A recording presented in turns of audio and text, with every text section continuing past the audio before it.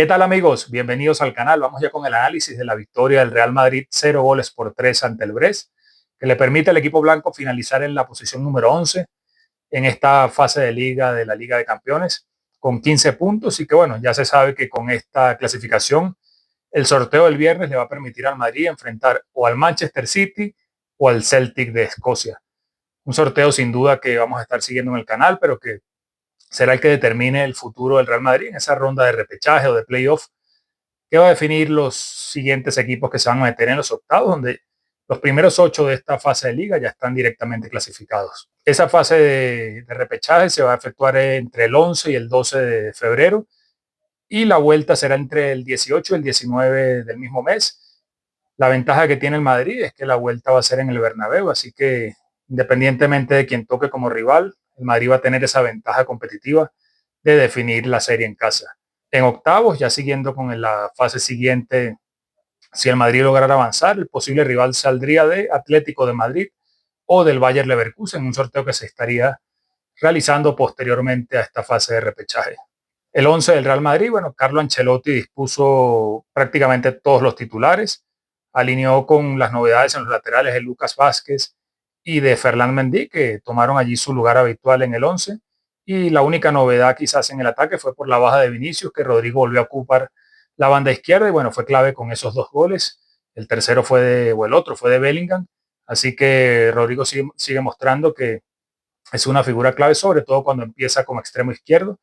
Ya con el regreso de Vinicius, vamos a ver cómo Ancelotti termina ordenándolos a los cuatro jugadores más ofensivos, con Bellingham, con Mbappé, pero sin duda que ha aprovechado esta oportunidad Rodrigo y bueno, ha sido sin duda la figura del partido que le ha permitido al Real Madrid sumar la quinta victoria consecutiva y un total de 20 goles en esta serie de partidos, recordando los 5 goles ante el Celta en Copa del Rey, los 4 ante Las Palmas, otros 5 ante el Salzburgo la semana pasada en esa penúltima jornada de la fase Liga de Campeones, los 3 del fin de semana pasado ante el Valladolid y los 3 de hoy ante el Brest. Son 20 goles que sin duda demuestran la potencia del ataque del Real Madrid y en especial vamos a empezar el análisis hablando de Rodrigo, que como decíamos,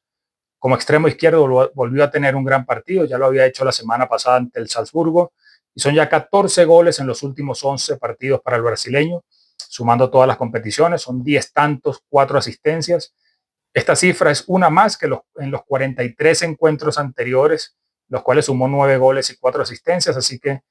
aunque Ancelotti no lo quiso reconocer en rueda de prensa, no hay dudas que es una de las mejores rachas de Rodrigo con el Real Madrid. Ha hecho goles importantes, como sabemos, en las Champions ganadas, en series eliminatorias, pero sin duda que este momento, por regularidad, es uno de los mejores del Madrid, o sin duda el mejor de Rodrigo con el Real Madrid. Como decíamos, como extremo izquierdo, y lo vamos a ver en el primer gol, arrancó por esa banda izquierda y en total Rodrigo ganó 11 de 12 duelos, estuvo prácticamente imparable para la defensa del Brest, acertó o fue exitoso en sus 6 regates que intentó y lo más importante quizás es que hizo un doblete desde un 0,68 de goles esperados. Sabemos que esta estadística mide la probabilidad dependiendo de la posición y de la orientación que tenga el delantero para rematar y de que termine en gol. Así que Rodrigo hizo 2 de 0,68, lo que habla de la efectividad. Y si lo vemos en el mapa o en la imagen de ese primer gol, vemos cómo Rodrigo recibió y estaba prácticamente rodeado por 6 rivales sin ningún apoyo. Prácticamente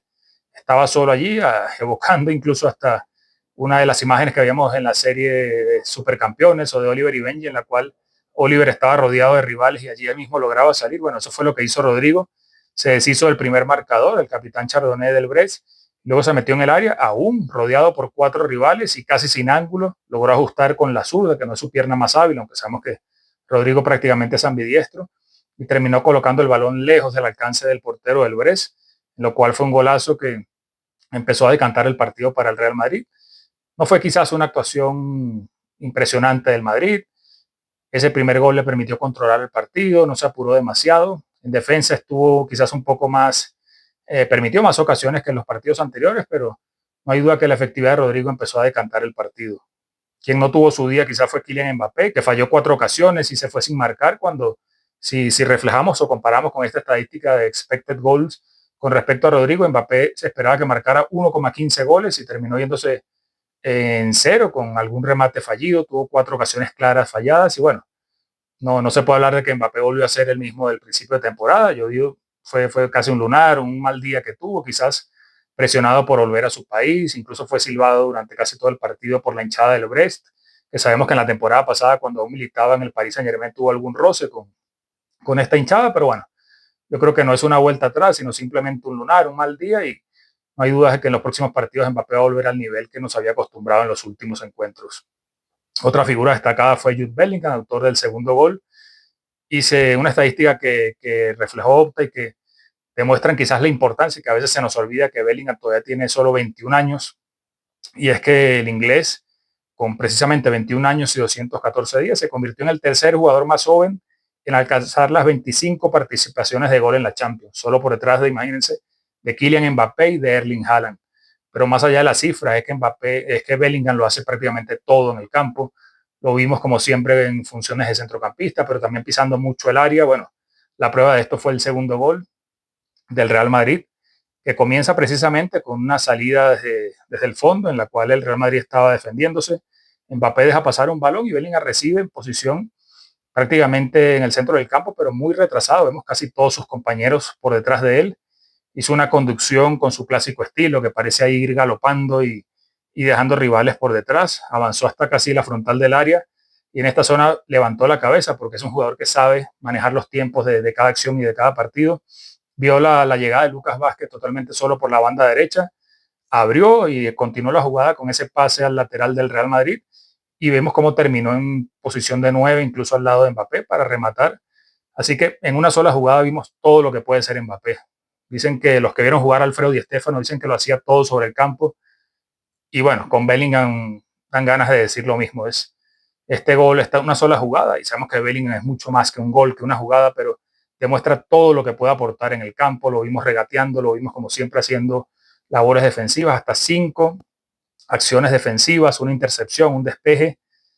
Le dieron el MVP del partido y quizás lo merecía allí compartido con Rodrigo, pero es que es impresionante todo lo que hace Bellingham en el campo. Y más allá de los pases que dio el Madrid, una cifra importante y destacada es que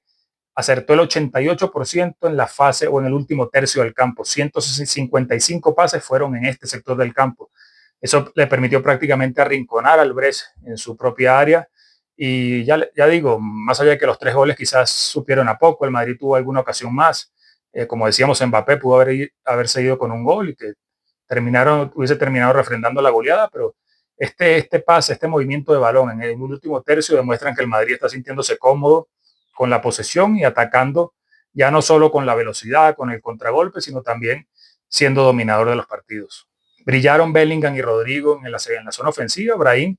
tuvo quizás una labor más oscura, siendo solidario, aportando retroceso y marca en esa banda derecha. Sabemos que Brahim también puede aportar ofensivamente, pero con el regreso de Lucas Vázquez al lateral, seguramente la orden de Ancelotti para Brahim era ser ese delantero de los 3 más ofensivos que retrasara primero,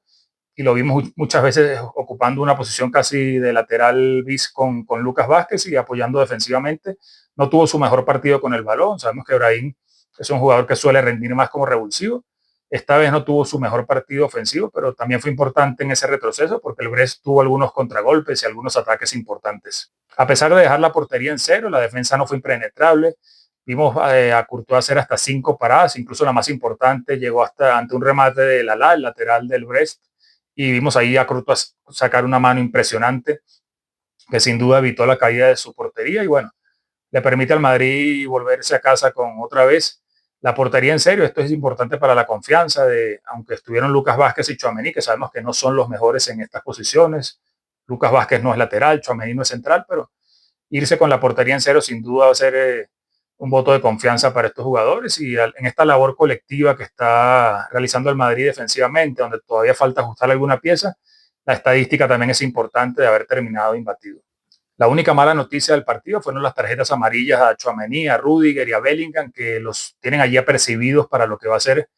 el resto de la Champions, sobre todo esa fase de 16avos, o de repechaje más bien, como decíamos, que no se va a saber el rival hasta el próximo viernes, pero que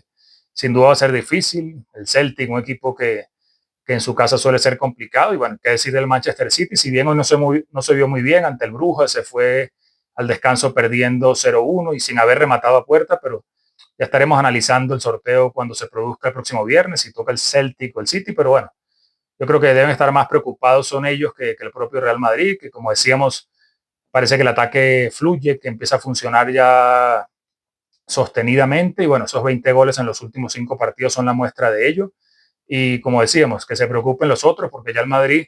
corrigió quizás lo que no estaba funcionando, todavía faltan detalles por afinar, como decíamos en la defensa, al final del partido hubo tiempo para la entrada de Asensio, del propio David Álava, que yo creo que Ancelotti está esperando, quizás lo veamos el próximo fin de semana ante el Español, darle esa oportunidad como titular, porque sabemos que Álava, si bien tiene que recuperarse todavía, volver a la competitividad después de esa grave lesión que sufrió, pero no hay duda que Álava le aporta mucha experiencia y sobre todo salida de balón, que es lo que quizás el Madrid está echando en falta en este momento. Las próximas citas para el Real Madrid va a ser ese partido contra el Español el próximo sábado, luego va a ir contra el Leganés en Copa, son 2 partidos más como visitante que se suman al del Valladolid y al de hoy contra el Brest, son 4 partidos consecutivos como visitante que va a tener el Real Madrid y ya finalmente va a recibir al Atlético de Madrid en ese derbi del 8 de febrero que se antoja seguramente clave para la liga. Y después de este derbi es que se va a empezar a definir esta ronda de playoff o de repechaje de la Champions, en la cual, como decíamos, el Madrid va a terminar en el Santiago Bernabéu. De esta forma nos despedimos, esperando que nos dejen su like, su comentario y que se suscriban al canal y nos vemos en el próximo video.